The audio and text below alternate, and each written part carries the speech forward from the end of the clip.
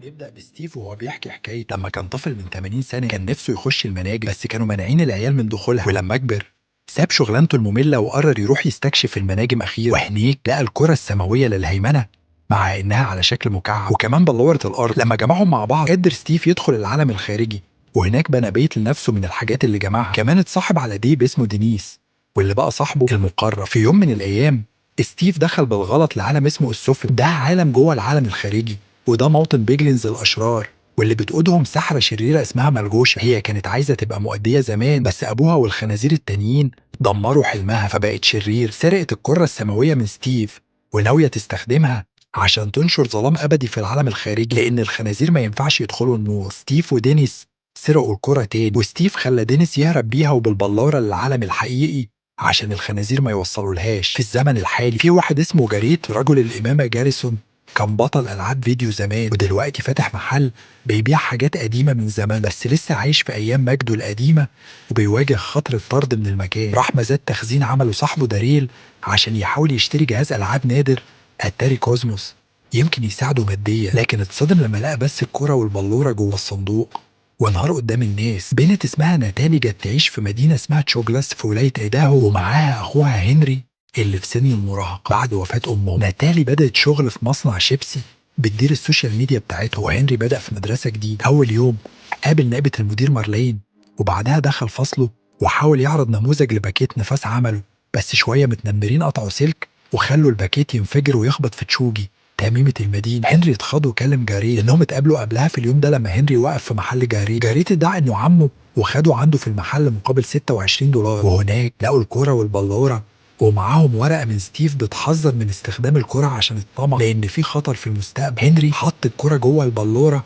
وبدأ هو وجاريت يتسحبوا ناحية المناجم. في نفس الوقت ناتالي كلمت داون سمسارة العقارات اللي بعتلهم البيت واللي كمان بتدير حديقة حيوانات أليفة متنقلة. هما الاتنين لقوا هنري وجاريت في المناجم، وكان دينيس بيراقبهم من بره. البوابة للعالم الخارجي اتفتحت وكلهم دخلوا جوه. ملغوشة والخنازير حسوا بعودة الكرة، وده ادى فرصة لستيف انه يهرب منهم ويخرج من الجحيم. الأربعة اتفاجئوا بشكل العالم الخارجي، بس الدنيا اتحولت ليل بسرعة وبدأوا يتهاجموا من هياكل عظمية وزومبي. هنري اكتشف انه يقدر يبني في العالم الخارجي فعمل حصن ليهم يقدروا يطلعوا عليه. ستيف جه وساعدهم، بس في وسط الزحمة غريت بوظ بلورة الأرض بالغلط وده خلاهم ما عندهمش طريقة يرجعوا للعالم الحقيقي. الشمس طلعت والوحوش اتحرق. ستيف قالهم انهم ممكن يبدلوا البلورة بس لازم يروحوا لقصر الغابة والرحلة هتبقى خطيرة. ستيف قادهم في الرحلة وورا لهم الحاجات اللي ممكن يعملوها في العالم الخارجي. خدهم يشوفوا أريا وسكانها وورا لهم قد ايه البناء هناك سهل. بس فجأة الخنازير ظهرت بقيادة الجنرال تشونجوس وده خلى المجموعة ترد الهجوم. ستيف جاري وهنري اتفرقوا عن ناتالي وداون. الرجالة قدروا يهربوا وناتالي وداون اتقربوا من بعض وهما بيواجهوا الأشرار ولقوا دينيس وساعدهم يرجعوا لستيف. تشونجوس رجعت لملجوشة واللي عدمتها وبعتت الخنزير العظيم يطارد الأبطال. ستيف جاريت وهنري وصلوا الكهف وغريت حاول يقنع ستيف يوريله كنوز العالم الخارجي. ستيف وده من جماس بس هنري اتضايق من جشع جاريت، وفجأة الخنزير العظيم لقاهم وهاجمهم. هربوا بعربية منجم واستخدموا الزواحف اللي بتمشي وتنفجر يضربوهم عشان ينفجروا. التلاتة هربوا قبل ما الخنزير ينفجر في التفجير. في نفس الوقت في العالم الحقيقي وراوي اسمه نيتويت ضل الطريق وخرج من العالم الخارجي. عربية مارلين خبطته بالصدفة وودته على العشاء مع انه مش بيتكلم انجليزي. مارلين حبت نيتويت. ستيف جاريت وهنري وصلوا للقصر وودلاند وهناك اتشتتوا عشان هنري يقدر يدور على بلورة الأرض. هنري لقاه بس ظهر له اندرمان كائن بيظهر فجأة وحاول يخليه يفشل عن طريق انه يقول كلام وحش عن صحابه. في نفس الوقت ستيف وجاري كانوا بيحاربوا وحش فرانكشتاين صغير راكب فرخة. هنري استخدم سيفه وهزم اندرمان وخد منه لؤلؤة بتخليها يروح اي مكان يرميها فيه. وهما ماشيين ملغوشة وقواتها هاجموا عليهم وخدوا الكرة وباقي الخنازير هجمت على الابطال. ستيف وهنري طلعوا المنطاد وغاريت فضل ورا يقاتل الخنازير وفجر الجسر باستخدام تي ان تي وباين انه مات. ستيف وهنري اتطيروا واتحطموا. صحوا لقوا داون ناتالي ودينيس انقذوهم. زعلوا على جاريت وبدأوا يستعدوا للمعركة الأخيرة ضد مارجوش. الساحرة استخدمت الكرة عشان تغرق العالم الخارجي في الظلام والوحوش بدأت تهاجم براحتها. الأبطال قادوا جيش من الجبم الحديدي ضد مارجوشة والخنازير. هنري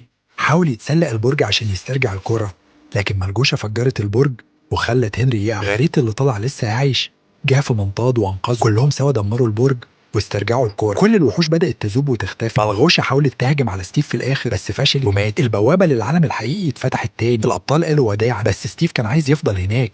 حاسس ان العالم الحقيقي ما فيهوش حاجه. ليه؟ ناتالي قالت له يمكن عندك حاجات تقدمها هناك. في الاخر رجع معاهم. في النهايه ستيف بيحكي عن اللي حصل بعد كده. بمساعدته غاريت انقذ المحل بتاعه وعمل لعبه اركيد جديده بقت مشهوره وسط الاطفال. داون استخدمت دينيس وحيوانات العالم الخارجي في حديقه الحيوانات. ناتالي بدات كلاس للدفاع عن النفس للاطفال بعد اللي اتعلمه. هنري صلح الباكيت بتاعه وبقى محبوب وسط اصحابه. في الاخر ستيف والابطال عملوا حفله في محل جاريت. مشهد في نص التترات مارلين بتعلن انها اتخطبت لنيتا ويد، وساعتها بيظهر جوزها القديم مدرس هنري. نيتا ويد فجاه تهلم ويقول ان حبه لمارلين خلى الحب يكسر حاجز اللغه بينهم.